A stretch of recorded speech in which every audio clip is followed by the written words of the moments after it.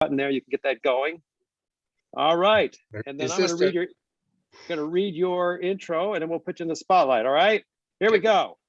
Adam Weston is a civil engineer and a drone pilot by day. You know, my wife's a flight attendant. I don't know how that would work. A drone pilot. And, okay, whatever. He's also a husband and a father of two all the time. So please welcome Adam Weston. Ladies and gentlemen, round of applause. Come on, it's here for Adam right here. Yes. Thank you. Hey. So I just moved from Seattle, Washington, out to northern Ohio, and just saw some really interesting comparisons between the two. It was a pretty stark change from big town Seattle, tech center of the nation, to small town Ohio, right up on the lake, the Erie. It's really some of the stark differences. Like in Ohio, they have what's called a drive-through. It's where you take your vehicle, drive into a building, and they hand you food. And they'll hand you iced tea or coffee, and they'll even give you beer. You can put it right in your seat and drive away. It's really awesome. The comparison in Seattle is a latte stand. This is a little building where they make coffee. They have a barista machine, they have fresh milk, they have all kinds of stuff there, and you can get donuts, and it's just crazy. You drive up and get coffee. It's really unique. And so I thought, okay, what makes these so unique? You don't have any drive-throughs in Seattle, and you don't have any latte stands in Ohio. So what would you do to swap them? What if the latte stand was here in northern Ohio?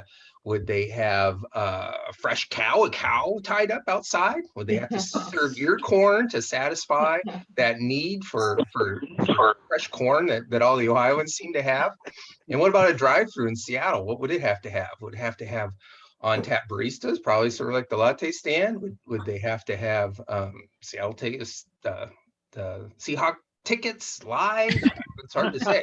Or would it just straight up be illegal, because you can't hand somebody a can of beer when they're driving? It just doesn't make any sense. It's not safe.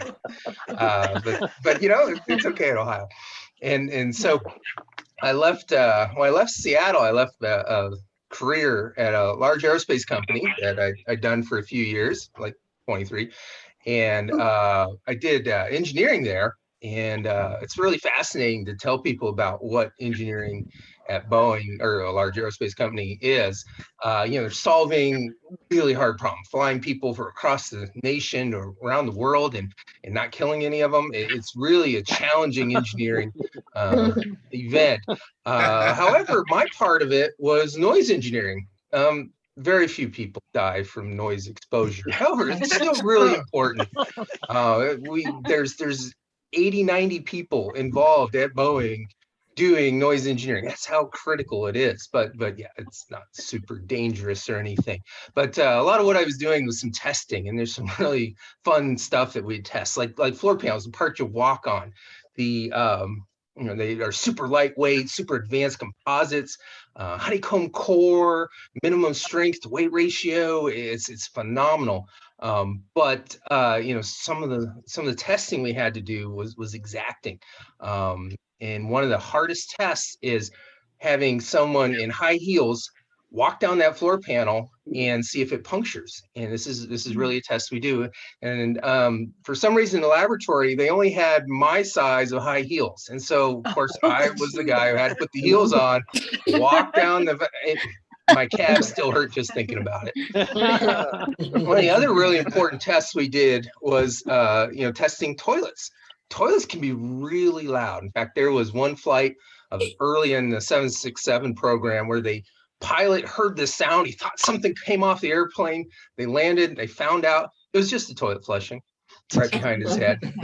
So one of the critical tests we do was to put microphones up and load up the toilets and flush them. And of course, as a good engineer, you have to do the full simulation, whole 9 yards. And yeah, we'd get a can of Alpo, dump it down there. It was the right colors, the right shape, right consistency, and use that to flush the toilet to get the sound just right. So another critical test.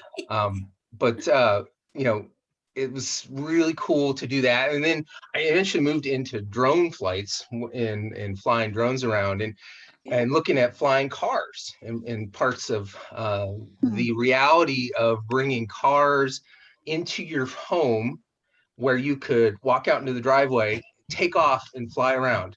It sounds fantastic, doesn't it? But Yeah. you've seen a paper airplane fly through the air.